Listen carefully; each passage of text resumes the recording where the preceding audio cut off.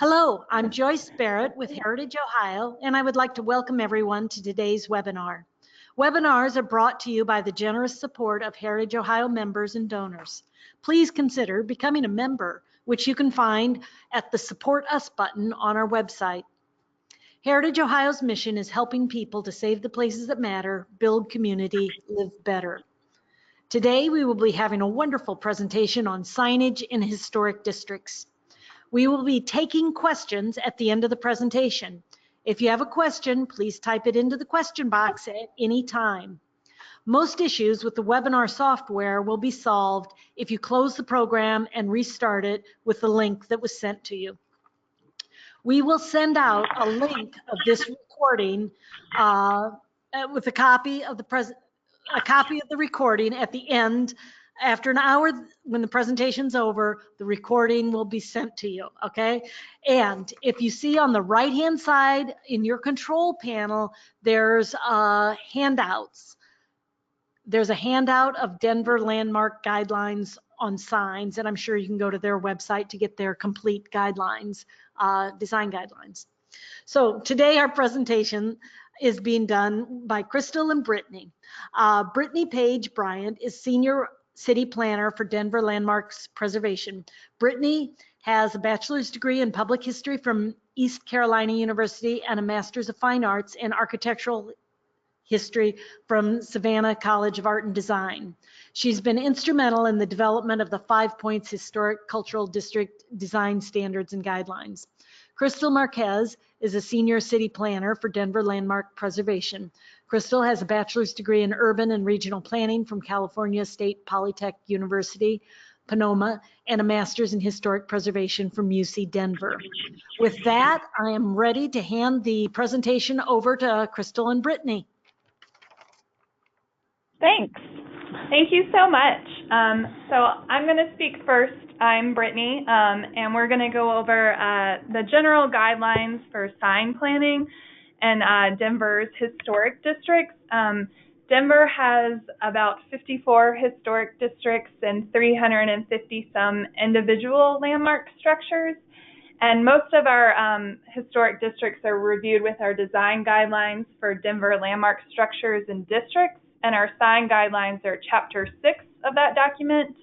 But the Lower Downtown Historic District has their own design guidelines, which has a sign appendix. And then the 5 Points Historic Cultural District also has their own design guidelines, which is also Chapter 6 of that document. And all those documents can be found on our website. But generally speaking, the sign planning principles that we go over today will apply to all of these historic districts.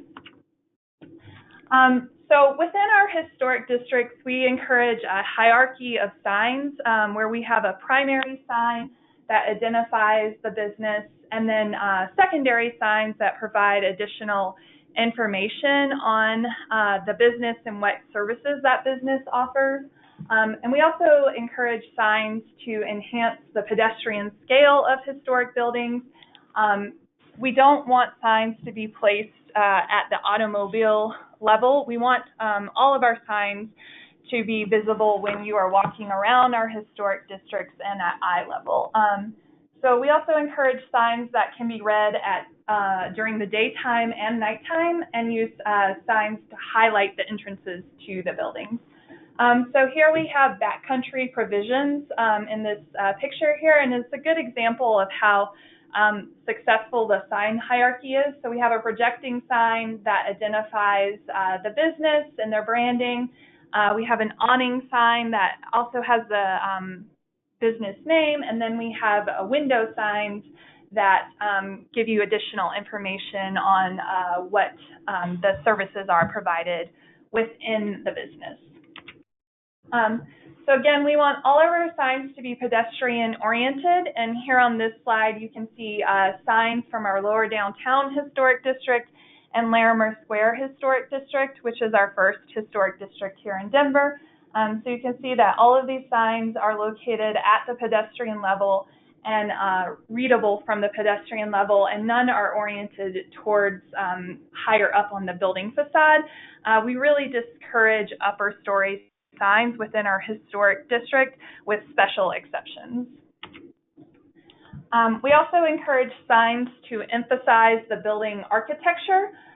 So you see the Baxter sign, which is on the Rossonian building, which is the within the Five Points Historic District. So the Baxter was the original name for the Rossonian Hotel, and that is located in the building frieze. And then you see the Cookbook Cafe and Emporium sign, which is located within a sign band.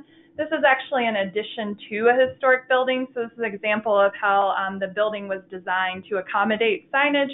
So we do encourage when people are constructing new buildings to start thinking about their sign program early and how they want to incorporate that into the building design. And then we have a building on Larimer Square, which is the Crawford building, and you can see that wall sign up at the top that is reflecting that architecture of the building. And then down below we have a tenant sign. In Denver, that's called an arcade sign, which is suspended between the two columns of the building, so that is designed to fit in with our architecture of the building without interrupting any of the design elements of the actual architecture. So we also encourage signs to minimize visual clutter, so we don't want tenants to have a lot of signs. Our guidelines allow up to 3 signs per tenant. So here you can see the urban farmer tenant who has 3 signs, 2 wall signs on each corner, and then a projecting sign that is actually a bull. We have the Sherman Arms, which is a historic building in Poets Row. They just have their 1 sign for that apartment building, as they are the single signature tenant of that building, and that's located right above the entrance to the building. And then we have the Steelbridge Lofts, which has 2 wall signs on each corner of the building.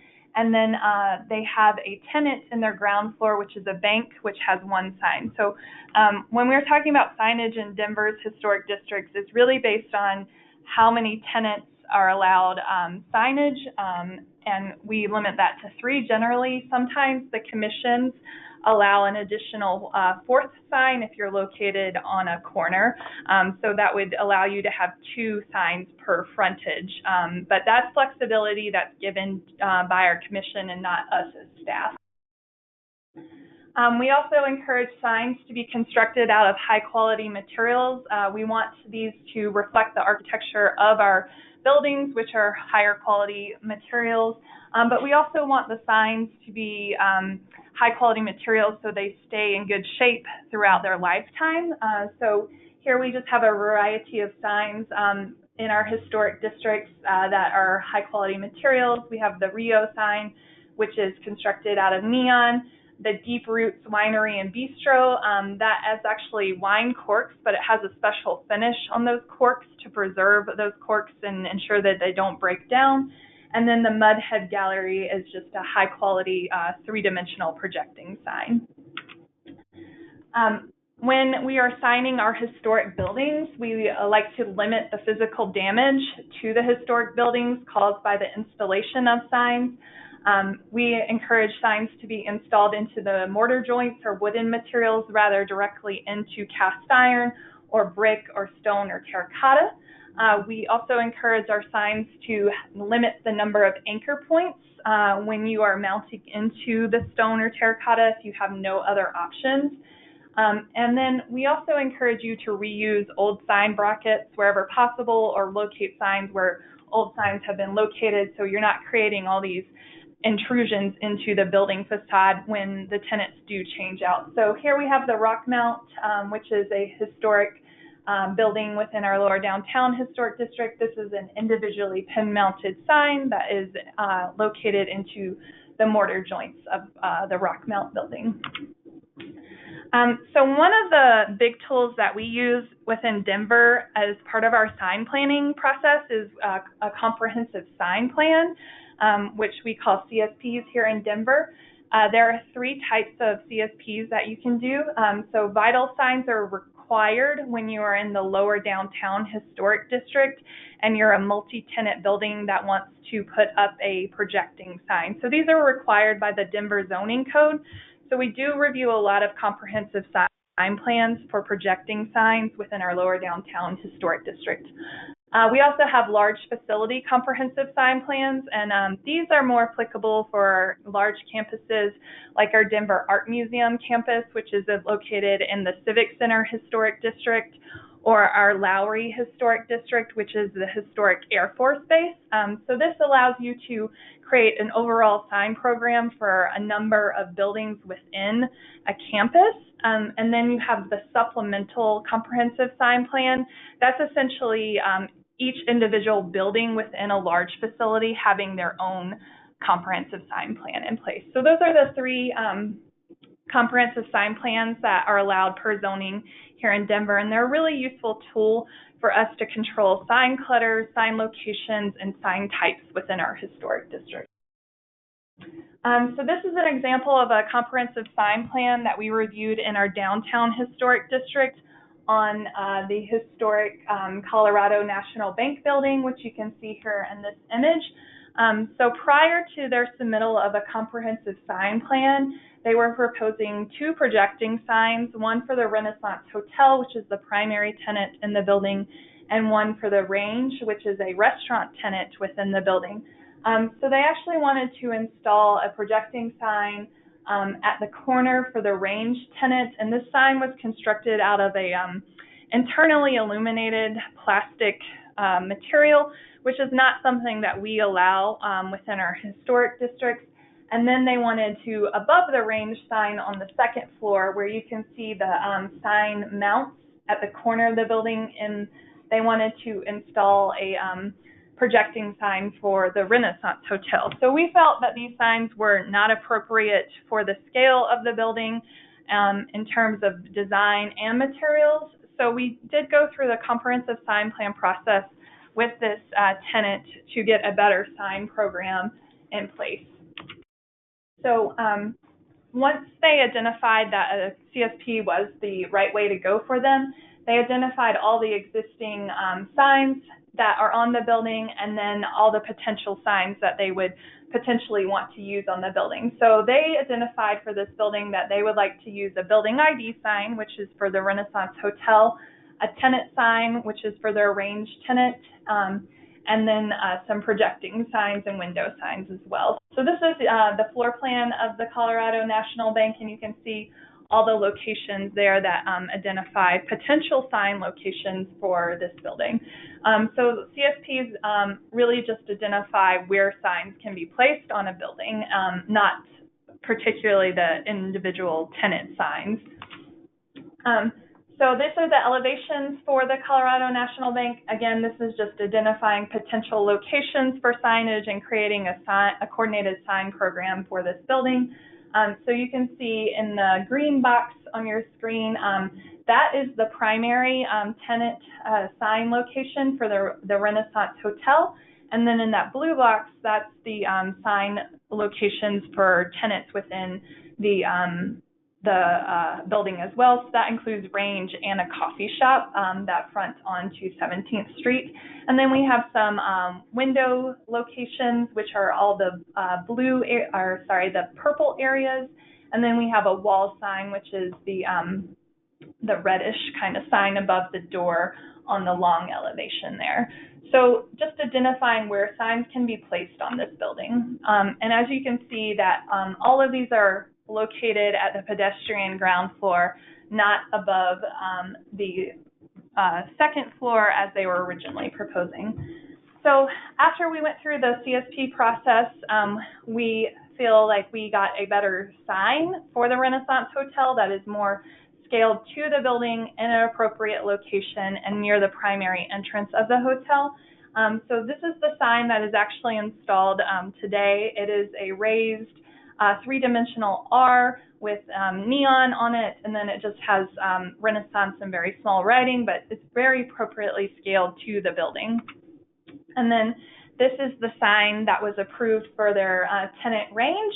This is actually an arrow constructed out of wood, located in a gold hoop, and it has some three-dimensionality to it because all projecting signs in the downtown historic district and lower downtown historic district are required to be three-dimensional in nature, and we'll get into more of our two types of projecting signs that we have within Denver further along in our presentation, but this is an example of an iconographic three-dimensional projecting sign that we have here in Denver. So we have some traditional sign types within Denver. We have wall signs. Those are signs attached to, painted on, or erected against the wall or exterior facade of the building. Per the Denver zoning code, these signs can be up to 24 inches away from the wall. Projecting signs are signs that are attached to and projecting from the wall of the building. They're typically perpendicular to the facade. And again, like I said, in Denver, they can be blade signs or shaped signs, and we have examples of those further along in our presentation. We have arcade signs. So these are signs attached to the roof or wall of an arcade, and typically within the outside limits of the structure, delineating the arcade. We have window and door graphics. These are any sign that are located within 3 feet of an interior window or door. We have canopy and awning signs.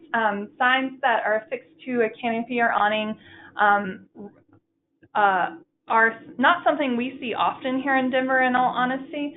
But if you're wanting to do a sign on top of a canopy, that requires a CSP as well, so that might trigger a CSP for your building. And then we have ground signs. So these are any kind of signs that are in the ground, not attached to the building in any way. We encourage ground signs when you have a residential building that's been converted over to a commercial use. So wall signs within our historic districts, we encourage those to be constructed out of high quality materials such as metal, individually pin-mounted letters. Our guidelines encourage exploring external illumination before you first explore integrated illumination, but we as staff have also been strongly encouraging the use of neon within our historic districts, as we feel that it creates a high-quality sign character. And a lot of times you have facades that can't support external illumination, so we feel that this is a creative way to illuminate these wall signs. So again, we have the urban farmer sign. Again, that is a metal face sign, individual pin-mounted letters. We have the public realty, that is a neon sign within the 5 Points Historic District. Mortenson's, which is a halo illuminated sign. So we don't allow any plastic channel letters that are internally illuminated. All of our illumination has to be integrated to the sign, and you still have to use that high quality material. So this is an example of a sign that we reviewed on the Historic Coast Company. This is the Woody and Fisher wall sign. Woody and Fisher wanted to pay homage to the fire company heritage of the building, so they have a Dalmatian image on their secondary facade. The design of this Dalmatian was pretty interesting because they wanted to illuminate this sign, but also have the effect of spots on the Dalmatian. So ultimately what they came up with was a wall sign that was metal printed with Dalmatian specks on a grid, and then it has an LED light fixture above that Dalmatian.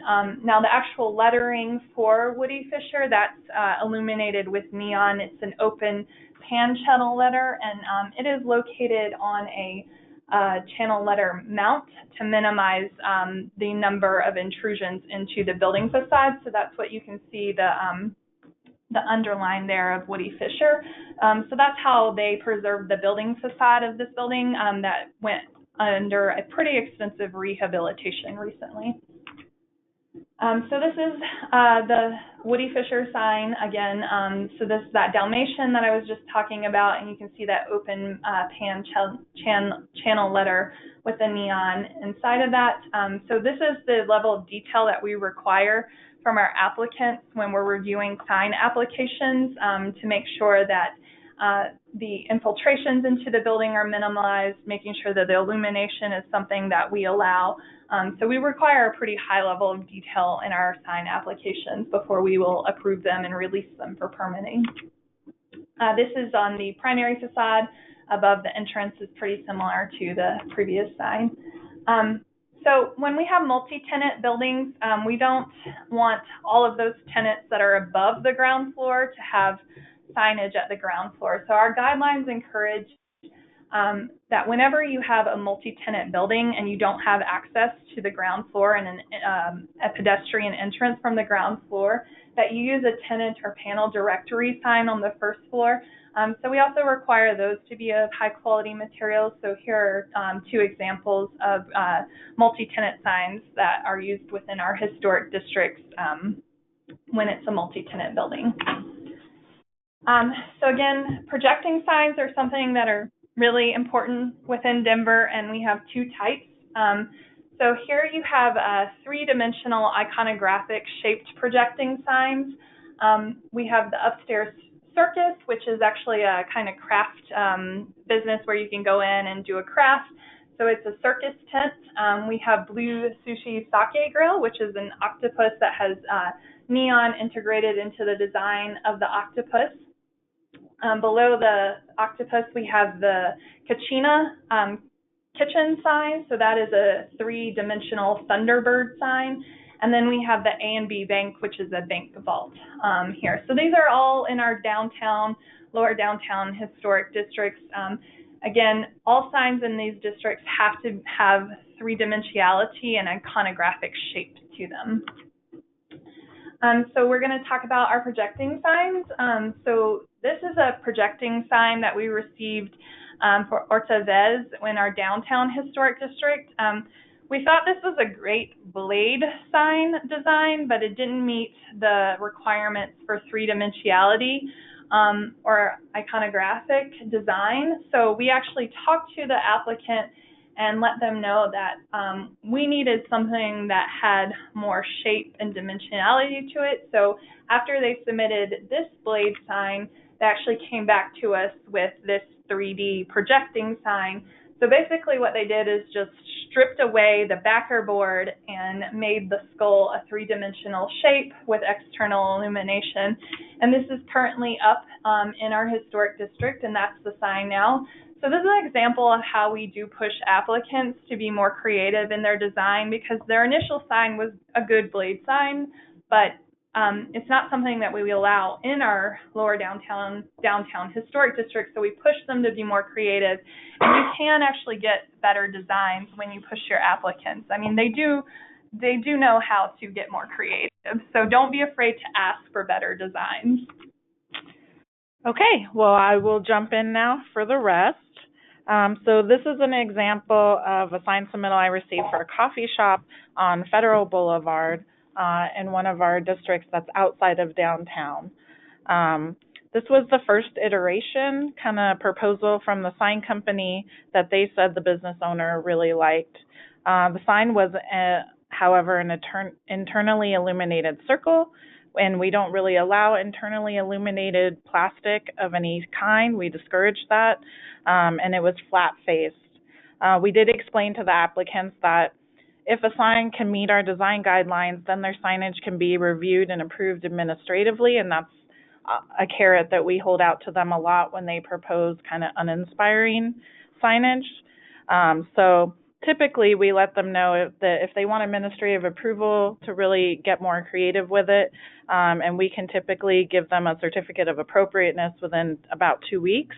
However, if it doesn't meet our guidelines, then we would typically have to push them to the board for the commission to review, and that's usually a minimum 4-week filing deadline. So typically they are willing to work with us because we can push them in that manner. So they wanted to get an administrative approval, so they went and talked to their applicant and came back with this design.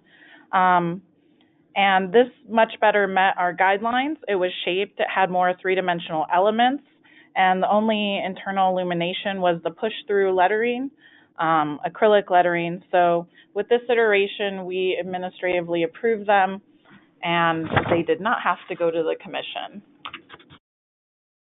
So here's an example of a blade projecting sign in our lower downtown. Our design guidelines state that we should encourage creatively designed blade signs in combination with, blade signs So we like them to be crafted and built up with cutout imagery, as well as objects projecting outside of a rectangle or circle, and to create an artful appearance.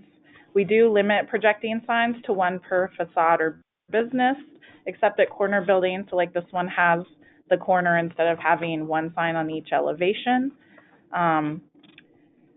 You can also use more ornate brackets consistent with building architecture if you're trying to reinforce a specific design. So on this Lucky Pie sign, it does have a zigzag type of cabinet with a backlit halo illumination on the lettering, and it has a good use of color and built-up elements. And it can be seen on either street facade since it projects from the corner of the structure. Another great thing about the design guidelines is it allows us to be more restrictive on signage, at least in the downtown, than in other areas of the city. So although zoning may allow a certain number of signs or a larger square footage of area, our guidelines allow us to really focus on how that sign fits the building or the historic context as well. And we can further limit signage if we feel that it's excessive. So here's another blade projecting sign. This is in the 5 Points Historic Cultural District. It uses neon lettering and has a shaped top portion and uses aluminum, which is a durable material. To the right is the photo of it installed, and it uses built-up elements and adds to the character of the building and streetscape. This is one of the areas in which it actually is on the second floor. We don't allow that all over, but in this district, we felt it was okay because historically they had things like that there, so we did allow it. So now we're going to arcade signs. Our design guidelines state to use arcade signs for businesses with entries located through arcades. These are usually hanging signs. They're very simple in nature, usually either unlit or indirectly lit. They are not allowed to cover columns or supports or other architectural details on a structure, and they can't mount to decorative columns or supports that would hurt the structure or character-defining features of that structure. They also have to be scaled to the building. So this is an example of a larger arcade sign that we allowed through a comprehensive sign plan. It is for Market Station, which is actually still being built. This is in our downtown area. It's going to be a neon sign. So if we go to the next slide, this is kind of an example of what it's going to look like. And it uses tube neon illumination, which we highly encourage in our downtown district. And just so you can see here, this was inspired by our individual landmark Union Station in lower downtown. It was like a callback to that since it'll be Market Station, and so we thought it was appropriate. Oh, and you can see Market Station from Union Station, so that's another reason. So here are window and door signs. In Denver, in our zoning code, further limits signage in windows because we have transparency requirements here. And by that I mean only a certain percentage of your window pane is allowed to have signage. That percentage can fluctuate depending on the building or group of buildings, if it has a comprehensive sign plan or is just under zoning and landmark guidelines. So our design guidelines say to use storefront windows as supplemental signage while also maintaining transparency to and from the business. Window signage should draw the pedestrian's eye into a business to create additional interest. We allow painted individual lettering or other transparent forms rather than signs with solid backing or banding in most cases. We also try to avoid repeating business wording and logos in every window when this information already exists on other signs for the business. We typically apply simple business identification signage to our entry doors. So typically you can have up to 4 square feet that's just like your name, business hours, hours of operation. And that also has to meet those guidelines. So window signage should be geared to the pedestrian and create a visual interest while maintaining that transparency. So for instance, a business cannot just like cover the entire window with a vinyl banner or some other type of sign that would interrupt that transparency. But adding painted cakes or something at the lower portion of the window might let someone know that a cake shop's located inside. And door signage usually identifies that hours of operation stuff. So this is an example of window signage at a new infill in the Five Points Cultural Historic District. The window signage is for the Lydian, and you can note here the simple gold border that's applied to the windows, and the actual words for the Lydian are only located near the entrance and not in every window pane, so it doesn't become repetitive. So here we have some awning and canopy signs. We use awning signage to enhance our storefronts. Awnings are typically secondary signage to accent an entry or window. We limit signage on awning to text at the bottom horizontal band only of the awning and on the front face of the awning. We typically require that for awnings they use traditional triangular shaped awnings to frame a storefront window or door. We don't allow arched or bubble shaped awnings, and usually you can't put like a logo on the top portion of the awning, so it is limited to the horizontal band at the bottom. So here's an example of an awning sign we recently approved. You can note the triangular style which is required and also where the signage is limited to on this awning. So this is a canopy sign. Canopy signs are typically allowed through a comprehensive sign plan because they aren't allowed by right in our zoning code. So canopy signs are used to accent entries, and you can usually use one where one historically existed on a warehouse or industrial building, or for primary or secondary kind of signage.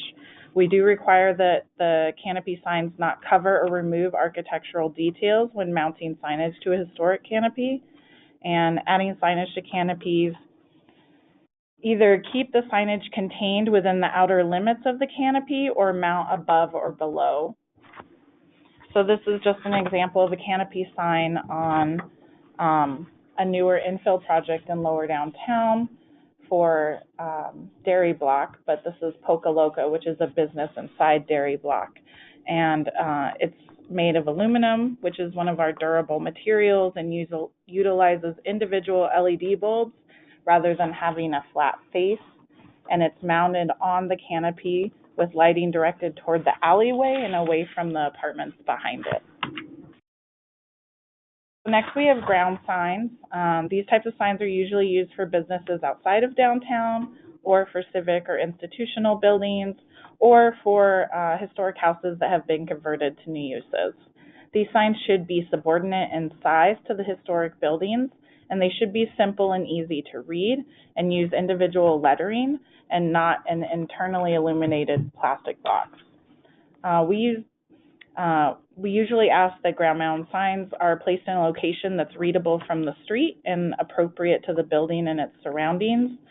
Ground mount signs should be subordinate in size to the building and in scale with the building's architectural elements. We do limit ground mounted signs to one per site, except in unusual circumstances.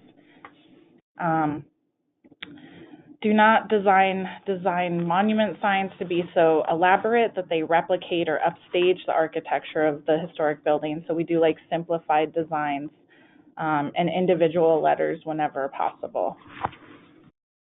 So this is an example of a ground sign that was existing but then was changed. So if a sign is going to be changed at all, we do review it as if it's a new sign. So even if it was reviewed under previous design guidelines, any change to the sign pushes it into a new review against current updated design guidelines. So this ground sign works because it's simple and clearly legible and uses an existing structure on the site for the sign. It also clearly states the name of the building and address only, and does not clutter the sign with added verbiage. So we have these design guidelines because we're trying to avoid these things. Internally illuminated plastic boxes. We don't like exposed conduit, and faces that are not high quality durable materials like vinyl or plastic. And you can see, for instance, the Hot and Ready Caesars one at the bottom. This is also why we have transparency requirements, because it's not pedestrian scaled and oriented, and doesn't allow you to see the business operating inside. And here's just another example of things we are trying to avoid. The lit sign at the top, I think it was like plastic applied, which is not a durable material and would degrade over time. The Euflora LED one at the right is not something we would approve. It just doesn't fit the context and character of our historic district. Fresh Craft, while a great restaurant, the sign has the conduit showing, and it also has an old sign bracket sticking off to the right there, so they should have taken that down. And then you can see on the left our parking sign, which isn't really pedestrian oriented as it's really high up on the building. There's also plastic signs hanging off it, which we would discourage. So here's some examples of historic signage in our downtown districts. These are actually designated signs because they were designated with the building they are attached to or located on. However, signage here is not protected individually.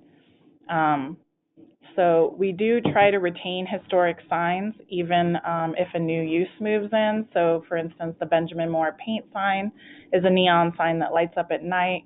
However, that building is now residential lofts that people live in. As the Art Deco building below it, the barber and beauty shop fixtures and supplies, that's the historic use of the building, and the Berger Brothers building name is on top, but it has also been converted to apartments and lofts. So, and then on the right is the Paramount, where you can see historic neon signage that is required to be kept because it is a historic individual structure. So these are all signs that are not protected but existing in our area. They're not protected because they're not located on designated buildings.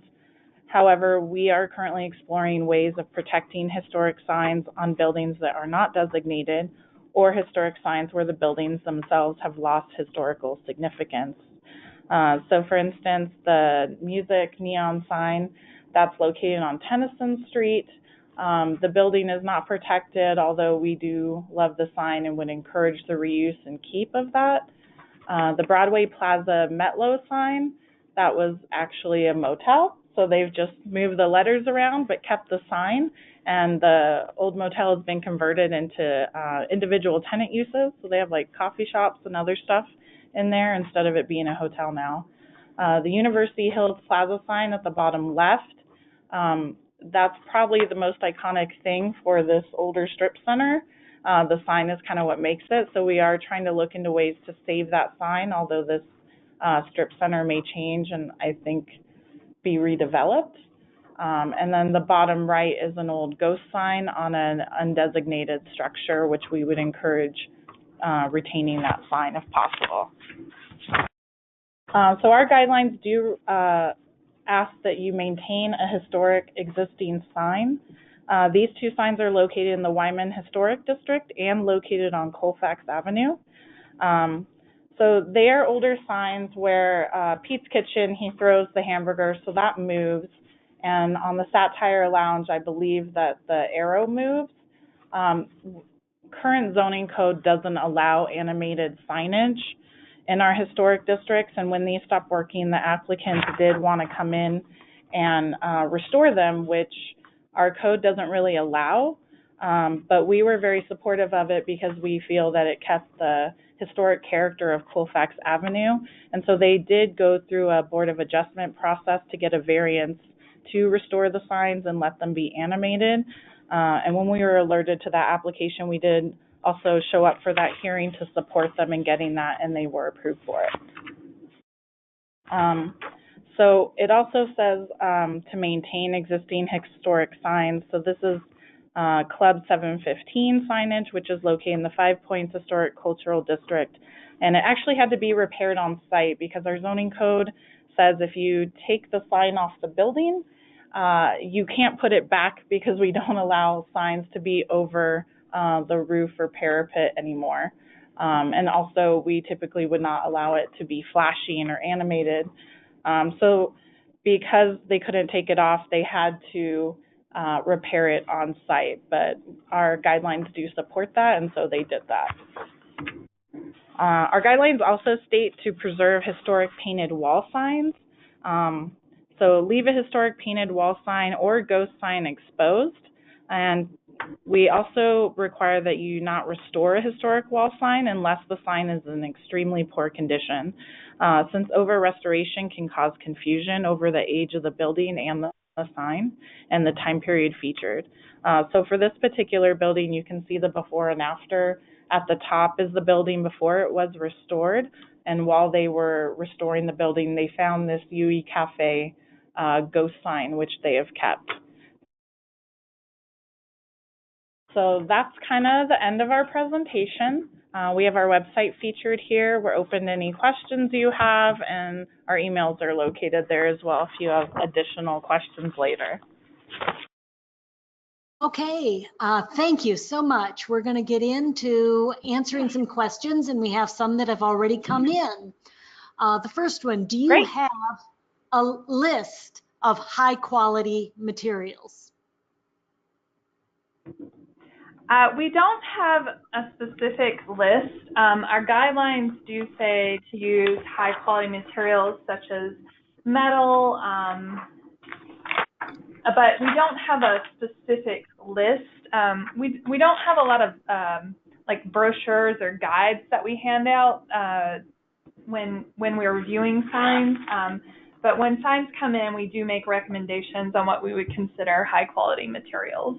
I would also add to that that a lot of signs, they come in where they're trying to do vinyl on the acrylic faces. We don't allow vinyl. We let them know that we don't think that's a durable material for outdoor use. So vinyl's perfectly fine on obviously window and door signs, but typically we let them know that instead of vinyl, they can use paint, and that's also allowed. Okay, another question. Wow, I am so jealous of what you allow. You push applicants. Any suggestions on how to push your local government to allow blade signs? Oh, yeah, it is. I mean, I think having design guidelines to support your historic districts is what's important. So if you write those things in there that you're looking for in your districts, that's going to be the way to do it, I think. Brittany? Yeah, I mean, I think we're lucky here in Denver that our zoning code already establishes that projecting signs have to have kind of an iconographic imagery to them. They can't just be three-dimensional. So it's not only us that are requiring that, it's the zoning code as well. We actually have a very restrictive zoning code, so it's interesting that that's in our zoning code, that it requires that more creative sign character, because our sign code is pretty old. It's from the 50s. Yeah. Hasn't been updated in a while.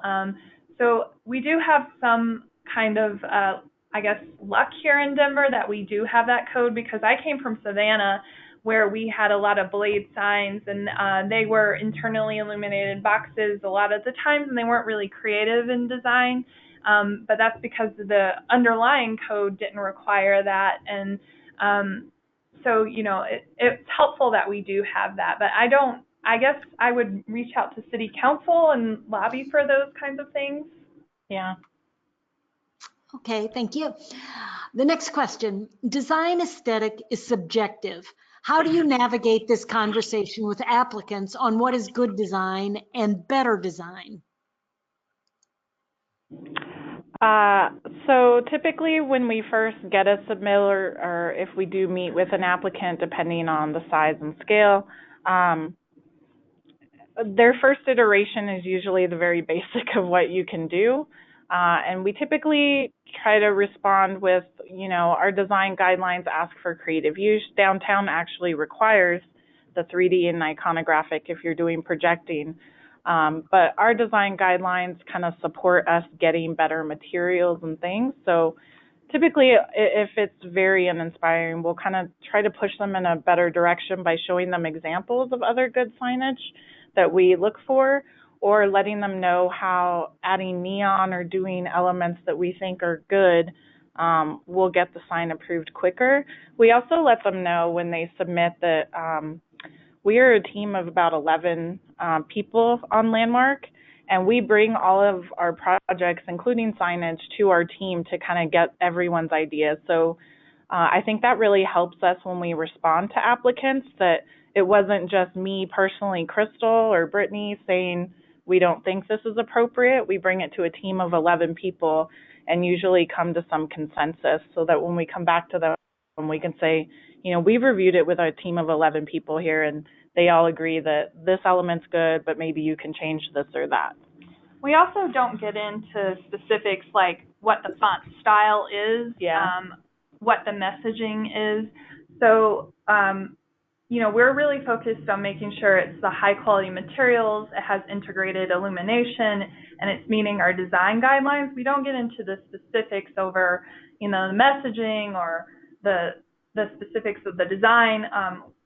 We're always going to make recommendations on what we think is helpful, but we have a lot of large chains in Denver, and they have their branding that they need to stick to. Right. So it's really a balance of making sure that the tenants' needs are also met, but you're conforming to our design guidelines. Mm-hmm. Do you permit neon open signs in windows? We do. We don't see a lot of those, but as if they're 3 feet from the window, they're considered a window sign by the Denver zoning code, and they require a permit. So if you move them back 3 feet, they don't require any type of permit, and we only have purview over things that require permits. Mm-hmm. Okay. Have you had any conflicts with your signage guidelines and historic tax credit projects? I would say maybe one of the biggest conflicts for us is when you do have a historic sign and our guidelines are not, our zoning code is not supportive of maintaining historic signs. So Crystal was talking about the Pete's Kitchen sign, which is an animated sign. That is something that they had to go to the Board of Adjustment for to maintain that sign. So that, I think, is where the biggest conflicts come in. I'm not aware of any issues of new signage with disrupting tax credit projects. Crystal just reviewed signage for 101 Broadway that is a new low or income housing project that also pursued the federal tax credit. And because we have such a controlled sign program where we only allow a certain number of signs and certain placement, I think it doesn't cause a lot of conflict with tax credit projects. Yeah, I don't know of any that it has. Okay. Where should we start when putting together a comprehensive sign plan? I think, so our comprehensive sign plan is regulated by code. We are currently working on doing kind of a mock-up example one for our CSPs that's kind of giving you an outline of how they should look. We've been putting this together for our applicants because a lot of people come in, and obviously not every place does comprehensive sign plans, so they don't even know where to start. So we are putting together a template kind of example for that, which we may be able to provide you later if that's something you're interested in.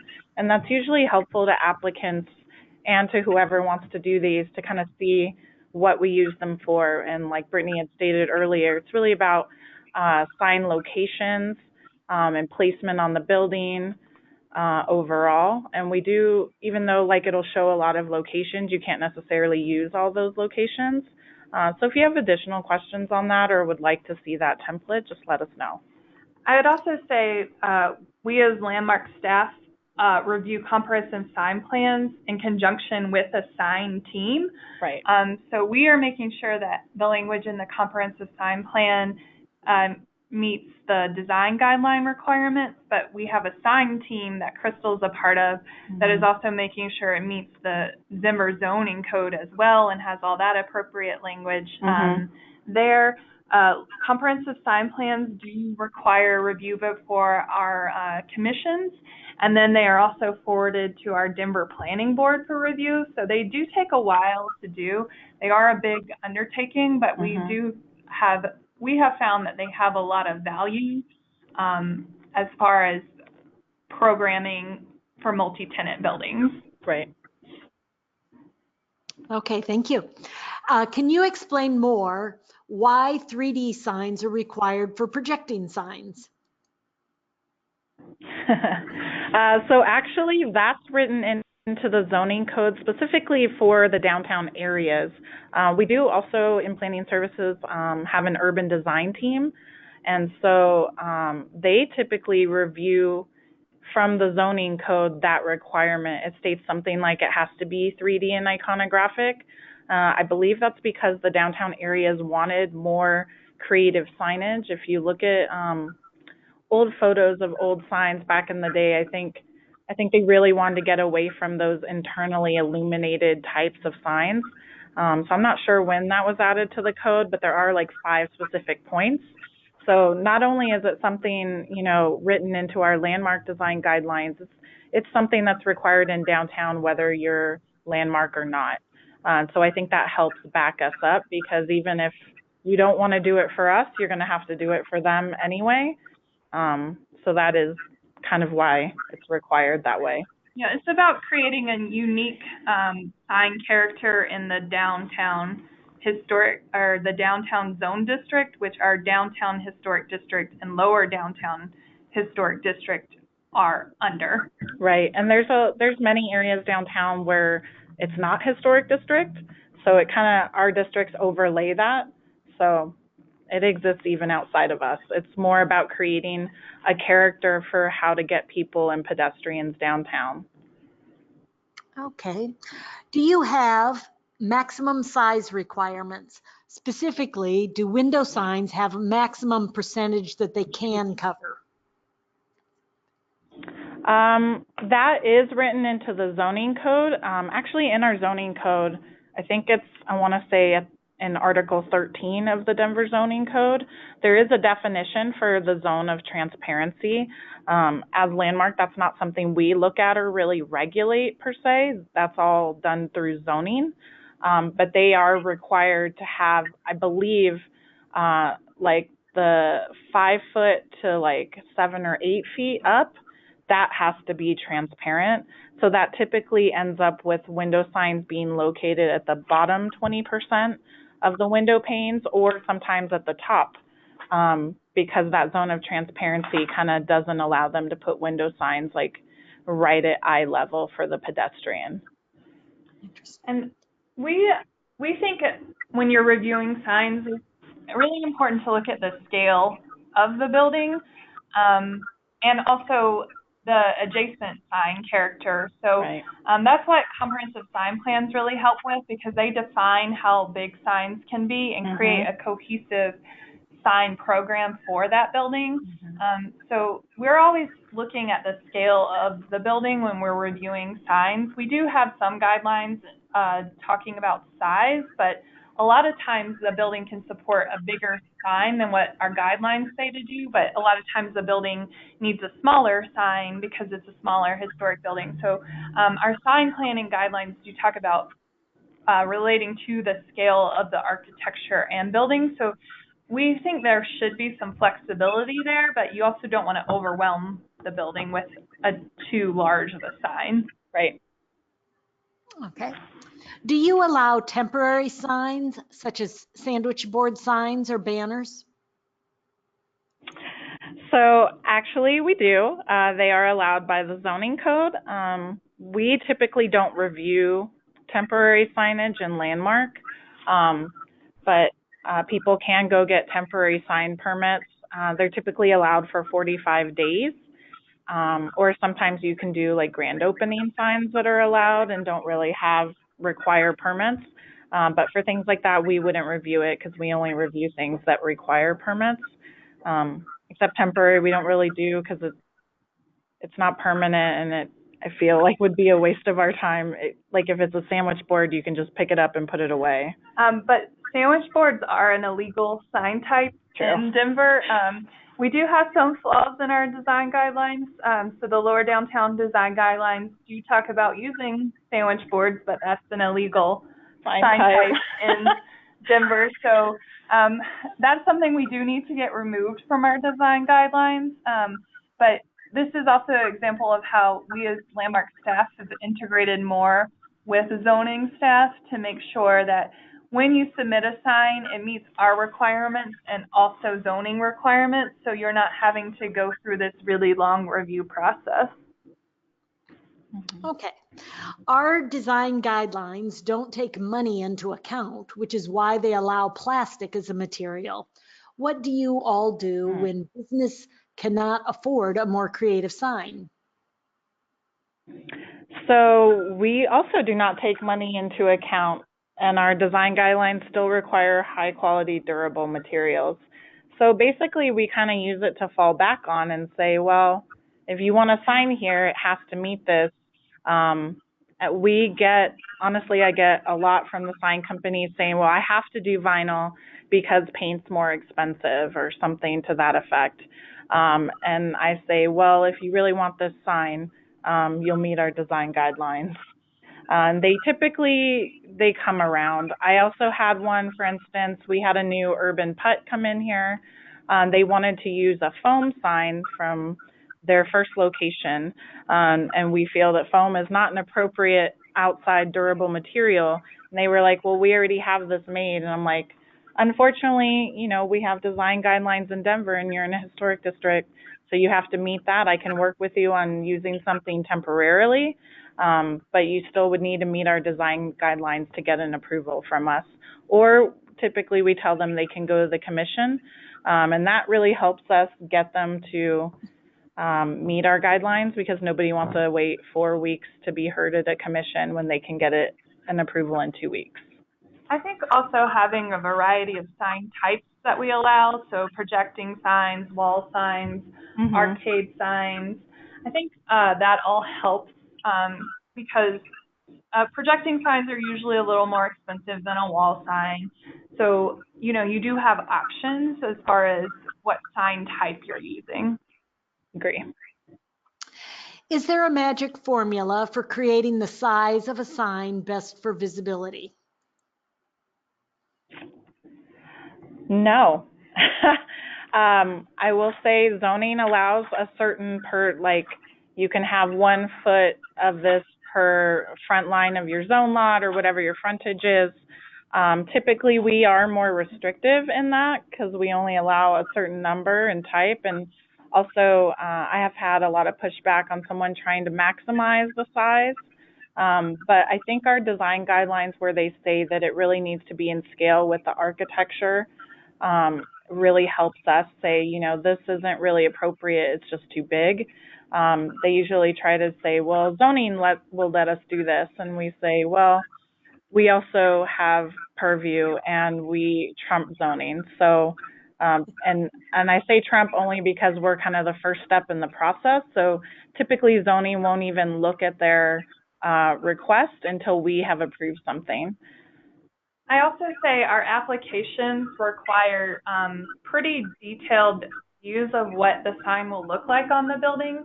And we have, throughout this presentation, have placed in just small portions of our applications. But we require a view of the sign during the daytime, which you can see here on this federal coffee sign that Crystal reviewed, a view of it at nighttime. We require a view of it placed on the overall building. So we're not only just looking at the specific drawings, which we've mostly put in this presentation, but we have a whole sign checklist of requirements that we look at to make sure you've provided to us so we can appropriately assess how the sign is going to look on the building. So it's not just the, individual measurement drawings of how the sign will be constructed. Any suggestions for printed references for color choices, material choices? So we don't get into the review of color here in Denver. That is not something that we are allowed to do. High quality materials, if the commissions have determined in the past that they're high quality materials, we usually review those administratively. If it's a newer material that we don't have a lot of experience on, we require the applicant to come to our commission for review, provide a material sample, and really justify to our commission why it's a high quality material. And then the commission in a public forum can assess that material and make that determination. Okay, thank you. Does vinyl lettering, storefront signs, require a sign permit in Denver? We've had several vinyl letters pop up in our historic districts, but those only require a certificate of appropriateness in the historic district, not a sign permit, so it makes it hard to catch until after the fact.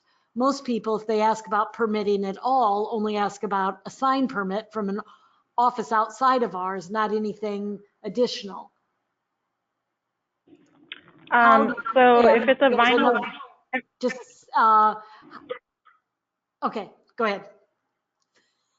So if it's a vinyl window sign and it's within 3 feet of the window, then it requires a permit in Denver for zoning and a certificate of appropriate for us if it's in a historic district. But even if it's not, zoning would still require a permit for any type of signage for the building.